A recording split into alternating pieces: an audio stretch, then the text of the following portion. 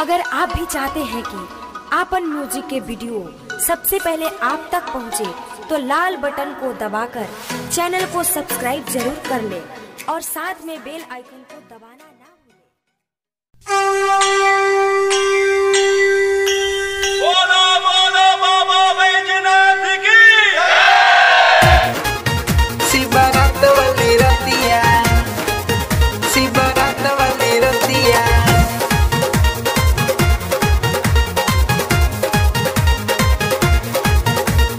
भूखन सखी बरतिया,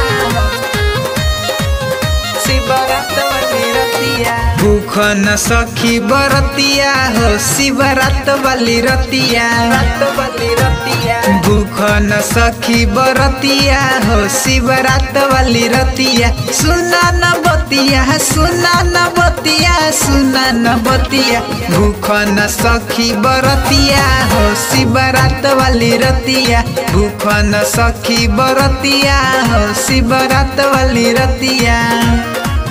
शिवरात वाली रतिया, शिवरात वाली रतिया,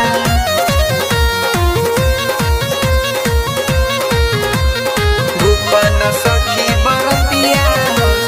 सुबह नहा के सब मंदिर में जाई, जलवा चढ़ा के सब गीतिया के गाई, गीतिया के गाई, गीतिया के गाई, सुबह नहा के सब मंदिर में जाई, जलवा चढ़ा के सब गीतिया के गाई, कदी है कृपा तुम्हें मिली हो सरकारी संगतिया, कदी है कृपा तुम्हें मिली हो सरकारी संगतिया, भूखन सखी बरतिया हो शिवरात वाली रतिया, भूखन सखी बरतिया हो शिवरात वाली रतिया, भूखन सखी बरतिया हो शिवरात वाली रतिया, शिवरात वाली रतिया, भूखन सखी बरतिया,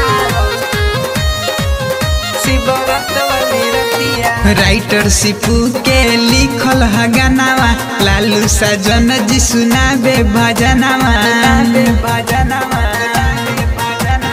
राइटर सिपू के लिखल है गानावा, लालू साजन जी सुनाबे भजनावा, रवि चढ़ाबे बेलपतिया हो शिवरात वाली रतिया, राजू चढ़ाबे बेलपतिया हो शिवरात वाली रतिया, भूखन सखी बरतिया हो शिवरात वाली रतिया, भूखन सखी बरतिया हो शिवरात वाली रतिया, भूखन सखी बरतिया हो शिवरात वाली रतिया। Recording by Dev recording studio Maniyari बाजार।